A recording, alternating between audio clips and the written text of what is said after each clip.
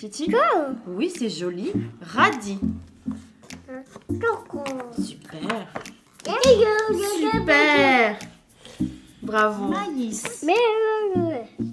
Timéo a été donc diagnostiqué à l'âge de 2 ans et demi, TSA non verbal. Il n'est pas capable en fait d'exprimer un besoin, de parler en fait. Là, c'est vrai qu'il a eu 3 ans fin novembre, donc il a quand même fait pas mal de progrès. Il commence un petit peu à verbaliser sur certaines choses, mais pour autant, on est toujours loin d'une verbalisation en fait d'un enfant, je dirais neurotypique. Pour moi, il n'est pas différent des autres en fait.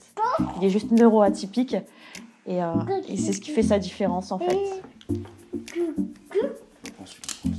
Une journée type avec Timéo, ça dépend des jours. Il y a des jours qui ça va très très bien se passer, puis il y a des jours qui vont être très compliqués. Alors une journée type, eh bien Timéo va se réveiller. Ensuite donc on lui donne son biberon, on lui change la couche puisque Timéo n'est toujours pas propre en fait. C'est très difficile aussi pour ces enfants-là neuroatypiques d'acquérir la propreté. Ce qu'il faut savoir, c'est que on travaille vraiment des choses bien particulières comme l'acquisition du langage et la propreté. Pour le moment on l'a pas. Je l'emmène un peu plus loin où il va être récupéré par le taxi PMR de l'association Aide Ravard pour qu'il aille justement à l'UEMA pour faire donc justement sa journée d'école en fait tout simplement. Et ensuite sur les coups des 4h15 à peu près, il revient à la maison. Il décharge beaucoup. J'ai envie de dire un peu plus qu'un enfant neurotypique.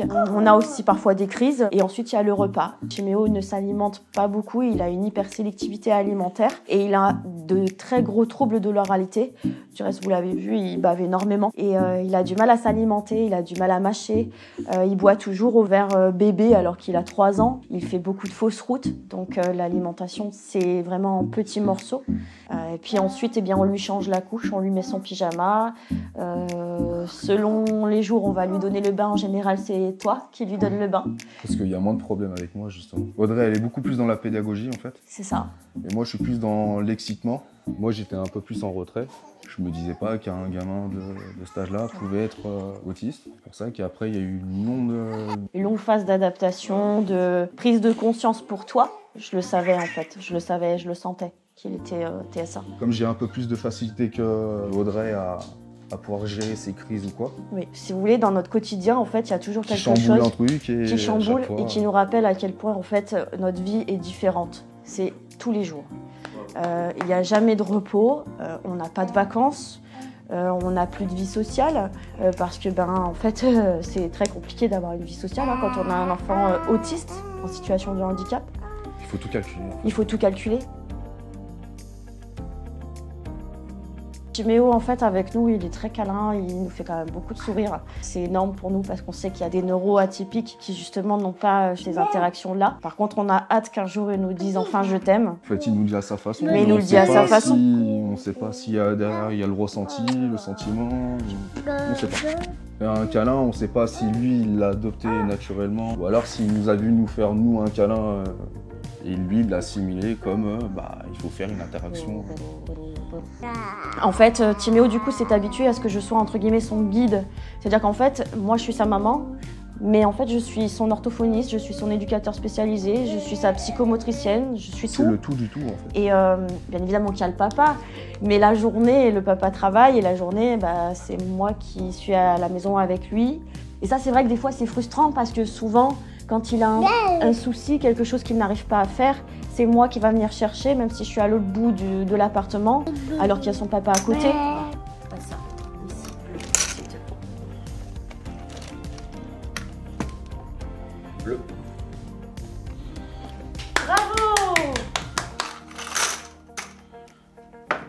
Tout le monde pense que les autistes sont comme dans les films, en fait. Timéo n'est pas Rain Man, ce n'est pas un Asperger, du moins on le sait pas. Mais en fait, pour autant, il n'est pas comme on peut le voir. C'est-à-dire, soit il est hyper intelligent, soit il est hyper sévère. Non, il est au milieu, c'est un autiste, ça se voit pas. C'est sûr que Timéo, si vous le mettez dans un groupe d'enfants de 3 ans, il passe comme un enfant ordinaire, comme un enfant neurotypique. Sauf que non, en fait, il a des troubles. Mais ça, les autres ne le savent pas. Parce qu'on n'en parle pas assez, parce qu'il n'y a pas suffisamment de sensibilisation. Après, pour casser les codes, il faudrait que les gens arrêtent de croire qu'un enfant qui crie dans un magasin est un enfant capricieux. Timéo, par exemple, ne fait pas de caprice dans les C'est magasins. involontaire. Il n'a pas réclamé un jouet puisqu'en fait, il n'en est pas capable. Et ça, il faudrait que les gens arrêtent de nous regarder dans la rue. Quand notre enfant crie, hurle, il pense que c'est un caprice et qu'il mérite des claques. Alors qu'en fait, il est juste en train de faire une crise autistique, mais ce n'est pas parce qu'il est mal élevé, tout Il a simplement. juste du mal avec notre monde à nous. En fait. Tout simplement, c'est ça.